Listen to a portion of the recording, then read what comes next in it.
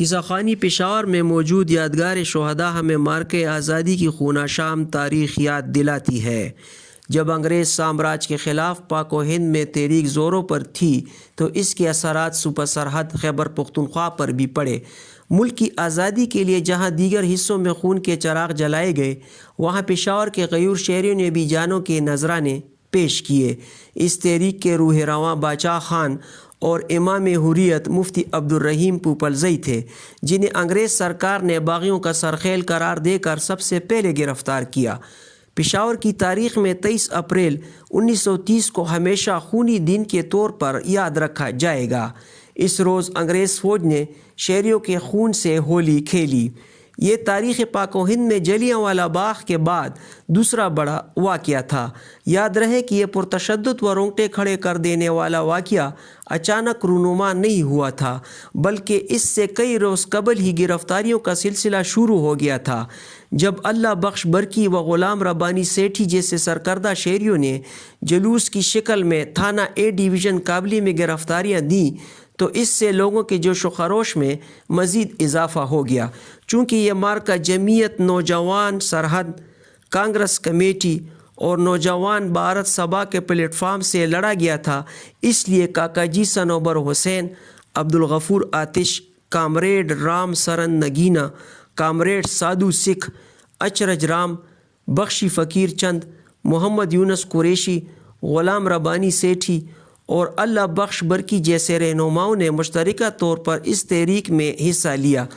دراصل انگریز سرکار کے خلاف بغاوت کا یہ سلسلہ اس وقت شروع ہوا جب شہریوں نے security regulation, frontier crimes regulation, safety regulation اور غازی ایکٹ کو مسترد کر دیا اور حکومت کے مظالم سے عاجز آ کر وار کونسل قائم کر لی، جس کے عزائم کافی خطرناک تھے۔ مذکورہ کونسل کے ایک سرفرے رہنما میر ہلالی نے جب عثمانزئی جلسے میں وار کونسل کا اعلان کیا تو حالات مزید بگڑ گئے۔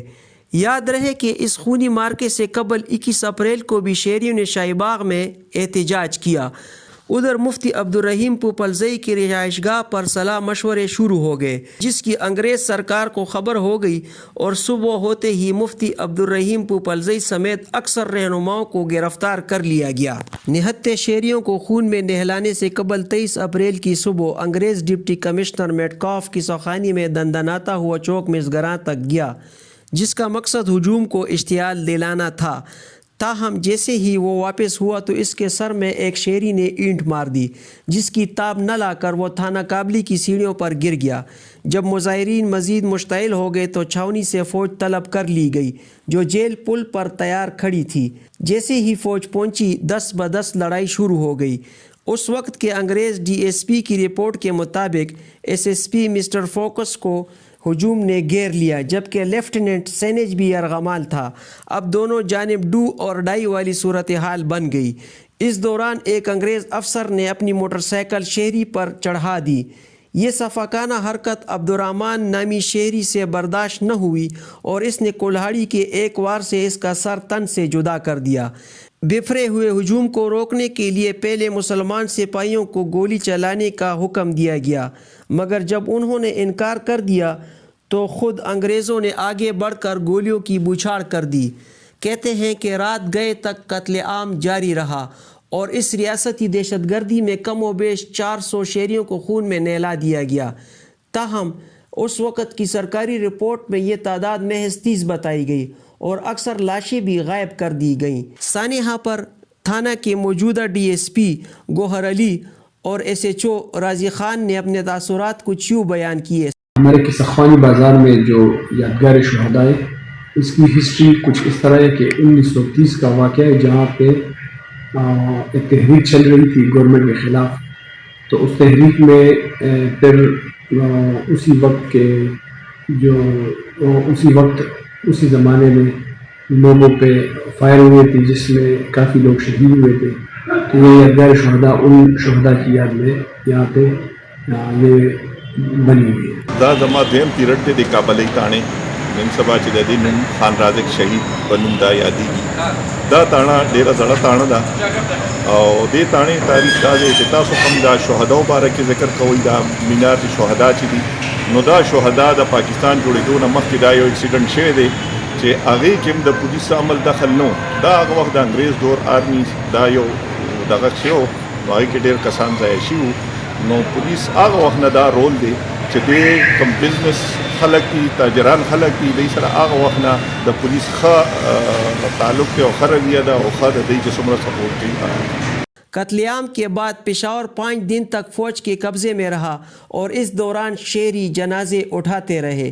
سانحہ کے بعد فرنگی عدالت نے سب سے زیادہ سزا خدائی خدمتگار باچا خان اور مفتی عبدالرحیم پوپلزئی کو سنائی. مفتی صاحب کو 9 سال جبکہ باچا خان کو 3 سال قید بامشقت ہوئی. اس تاریخی واقعے کے حوالے سے سینئر صحافی و تجزیہ نگار شمیم شاہد نے اپنے تاثرات اس طرح بیان کیے. یہ 1930 کا واقعہ ہے اور 1930 میں اس وقت مطلب یہاں پر ایک جلسہ تھا جس پر انگریزوں نے فائرنگ کی تھی.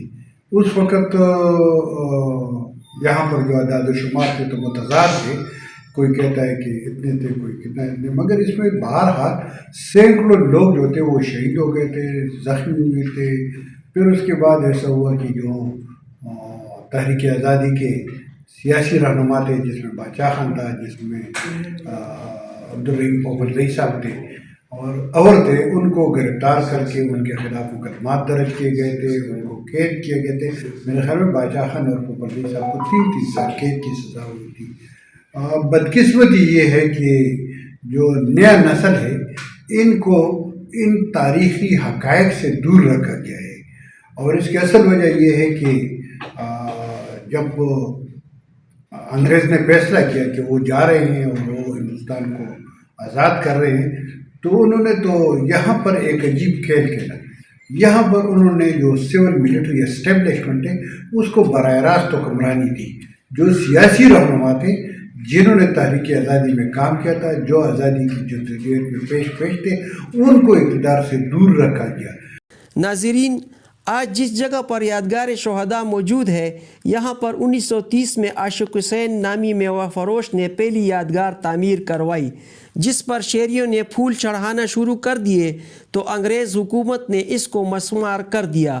تاہم 1935 میں سیاسی آزادی کے بعد پہلی کانگریسی حکومت بنی تو ایک کی بجائے 2 یادگاریں تعمیر کر دی گئیں, جبکہ موجودہ یادگار تیسری بار میونسپل کارپوریشن پشاور نے تعمیر کی. آج نئی نسل آزادی کے ان ہیروز کو فراموش کر چکی ہے, تاہم اس کا ذکر تاریخ میں ہمیشہ زندہ رہے گا. محمد داؤد, کسوٹی ڈیجیٹل, پشاور.